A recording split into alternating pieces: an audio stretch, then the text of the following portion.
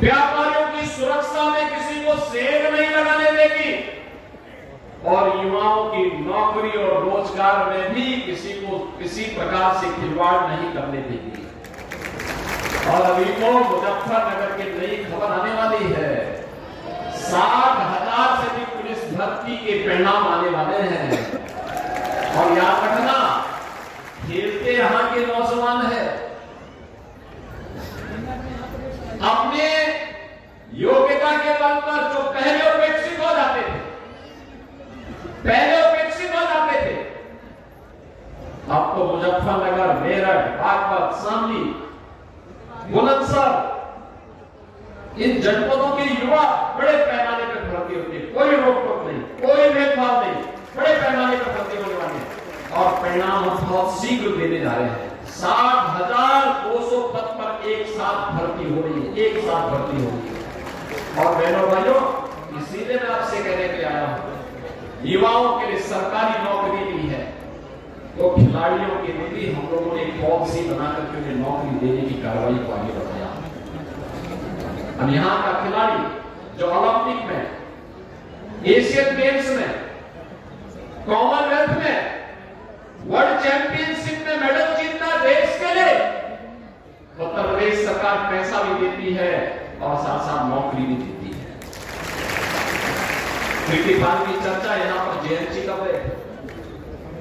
बहनों भाइयों, मैं स्वयं इन खिलाड़ियों को मैंने लखनऊ में आमंत्रित किया था और लखनऊ में आमंत्रित करके उन्हें सम्मानित किया था, धनराशि भी दी थी और मैंने कहा था पॉलिसी के अंतर्गत आवेदन करिए, आपको नौकरी की गारंटी सरकार देगी क्योंकि आपकी सरकार है।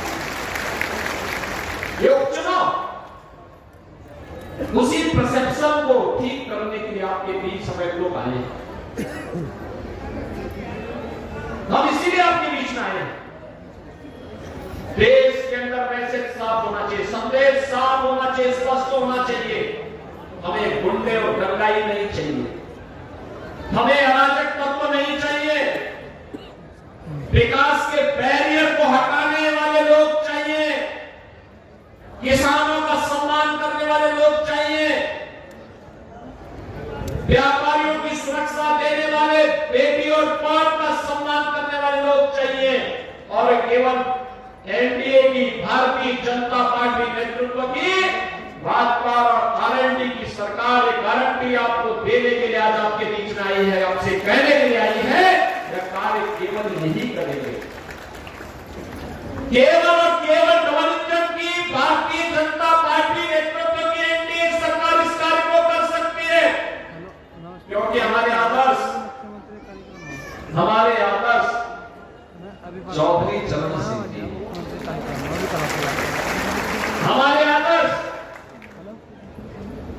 धन सिंह कोतवाल जैसे महान क्रांतिकारी है, हमारे आदर्श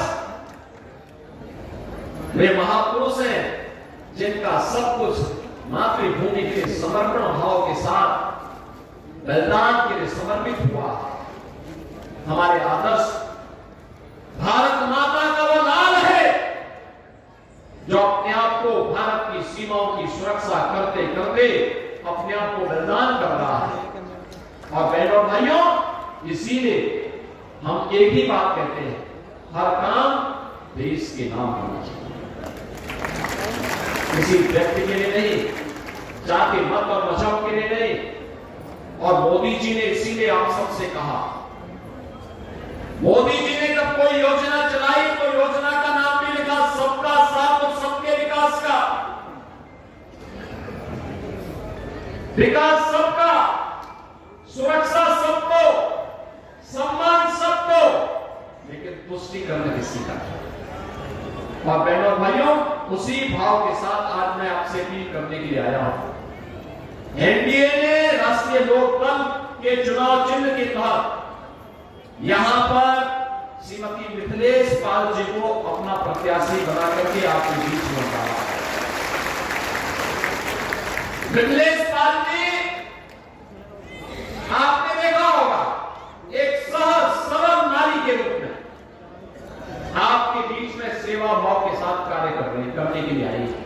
और मैं तो धन्यवाद दूंगा जैन जी को, कि उन्होंने मिथिलेश जी को प्रत्याशी बना करके उतार करके जन भावनाओं को सम्मान दे करके एनडीए में भाजपा लोकदल के सभी कार्यकर्ताओं की भावनाओं के अनुरूप, जनता जनार्दन की इच्छा के अनुरूप एक ऐसा प्रत्याशी दिया है जो इन भावनाओं को प्रतिनिधित्व देकर के आगे बढ़ा सके।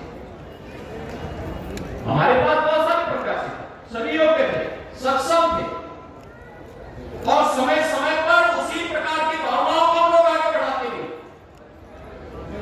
लेकिन टिकट मिले न मिले, पूरी निष्ठा के साथ कार्य करना है। और श्रीमती मिथिलेश पाल जी ने यही काम किया है, लगातार आपके बीच में रहकर के सेवा भाव के साथ कार्य करने का जज्बा क्या होना चाहिए, यह उदाहरण उन्होंने प्रस्तुत किया। और इसीलिए आज मैं आप सबको आश्वस्त करने के लिए आया हूं, विकास और सुरक्षा का सारा दायित्व तो हमारे ऊपर छोड़ दीजिए, ये सब हम लोग करेंगे, आपको चिंता नहीं करनी, आपको इसके लिए चिंता नहीं करनी है, यह कार्य हमारा होगा।